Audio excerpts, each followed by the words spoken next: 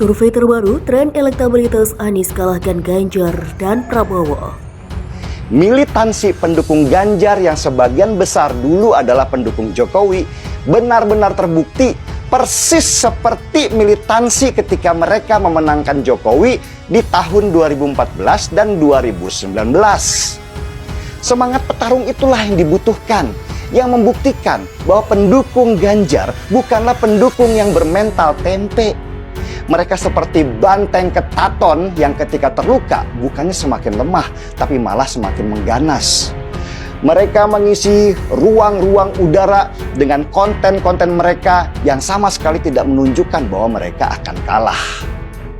Sebuah lembaga survei asing merilis hasil elektabilitas Capres Indonesia. Apakah ini sama saja membongkar akal-akalan lembaga survei nasional? Bersama saya Vina, Gen Center, kita bahas dalam Point of Center. Selama ini kita kerap dijejali hasil survei dari lembaga survei nasional. Survei dilakukan di hampir setiap minggu dan bulan. Dan terus-terusan kita seakan dibuat harus percaya jika Anies Baswedan adalah capres dengan survei terendah. Angkanya jauh jika dibandingkan dengan Prabowo ataupun Ganjar. Sedangkan lembaga survei tersebut tak pernah mau membongkar dari mana-mana untuk melakukan survei tersebut. Elektabilitas Gubernur DKI Jakarta Anies Baswedan terus menunjukkan perbaikan dan bahkan berpotensi mengalahkan Ganjar Pranowo dan Prabowo Subianto dalam simulasi duel dua pasangan calon.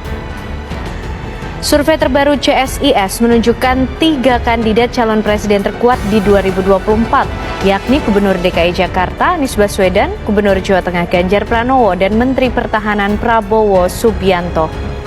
Meski Ganjar Pranowo dengan 33% memiliki elektabilitas tertinggi di antara ketiga calon, namun dalam simulasi Pilpres 2 calon, Anies bakal memenangkan duel melawan Ganjar maupun Prabowo. Jika Pilpres digelar hingga ke putaran kedua, Ganjar Pranowo maupun Anies Baswedan menunjukkan keunggulan dari Prabowo Subianto.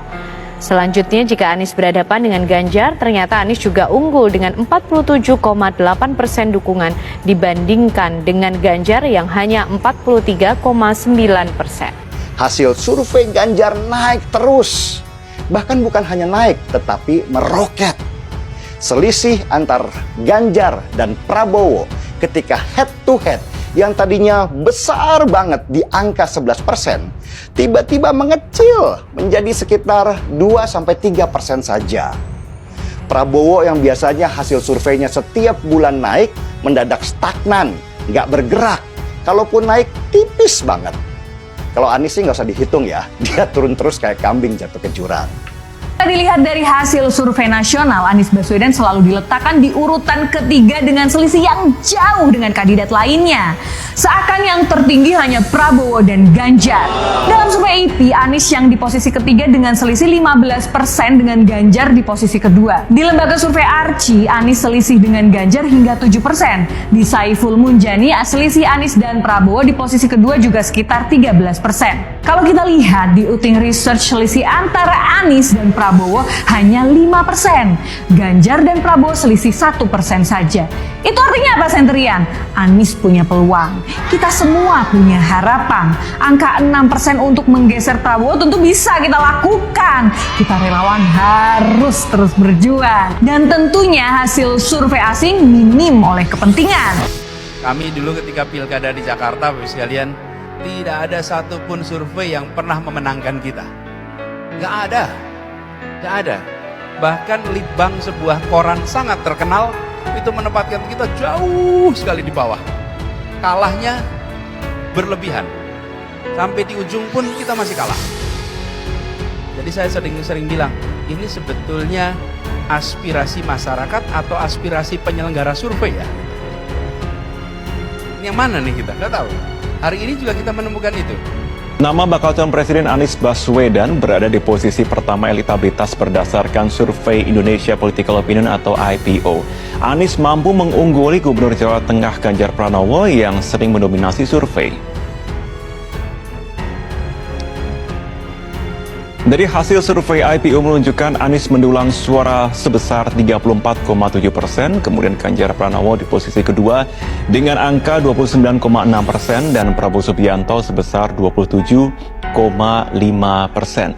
Adapun hasil jumlah lembaga survei sebelumnya kerap menempatkan Ganjar di peringkat pertama sebagai capres. Lembaga survei Poltreking Indonesia merilis hasil survei terbaru yang mereka lakukan pada September lalu, Sabtu 7 Oktober 2023 terkait elektabilitas para bakal calon presiden. Hasilnya, tren elektabilitas Ganjar Pranowo kalah jika dibandingkan Anies dan Prabowo. Tren elektabilitas Ganjar pun mengalami pelambatan. Direktur Eksekutif Poltreking Indonesia, Hanta Yuda mengatakan, secara umum tren elektabilitas ketiganya mengalami peningkatan dibandingkan survei terakhir yang mereka lakukan pada Juli lalu. Misalnya Prabowo kenaikannya 1,4%, kemudian Ganjar kenaikannya 1,1%, dan agak lumayan Anies Baswedan kenaikannya di angka sekitar 4% lanjutnya. Kenaikan signifikan elektabilitas Anies diduga kuat merupakan hasil deklarasi Ketua Umum PKB Muhaimin Iskandar sebagai bakal calon wakil presiden yang tidak terpaut jauh dengan tanggal pelaksanaan survei Poltreking. Elektabilitas Anies terbilang membaik pada simulasi head-to-head antara bakal capres, namun elektabilitasnya tetap bukan yang tinggi. Pada simulasi head-to-head Anies dengan Ganjar Pranowo unggul dengan elektabilitas 47,5%, sedangkan Anies Baswedan 30,7%. Sedangkan pada simulasi head-to-head Anies dengan Prabowo Subianto, Prabowo unggul dengan angka elektabilitas 51,2%, sedangkan Anies Baswedan 28,3%. Jelas ya. Sementara itu pada simulasi head-to-head Ganjar Pranowo dengan Prabowo Subianto, Prabowo unggul dengan elektabilitas 46,1%, sedangkan Ganjar 39,8%. Ia mengatakan Menteri Pertahanan Prabowo Subianto masih jadi yang terkuat. Klaster survei menjangkau 38 provinsi seluruh Indonesia dengan proporsional berdasarkan data jumlah daftar pemilih tetap atau DPT 2024, sedangkan stratifikasi survei ini adalah proporsi jenis kelamin pemilih. Pengumpulan data dilakukan oleh pewawancara terlatih melalui wawancara tatap muka dengan menggunakan teknologi aplikasi terhadap responden yang telah terpilih secara acak. Setiap pewawancara mewawancarai 10 responden untuk setiap satu desa atau kelurahan terpilih.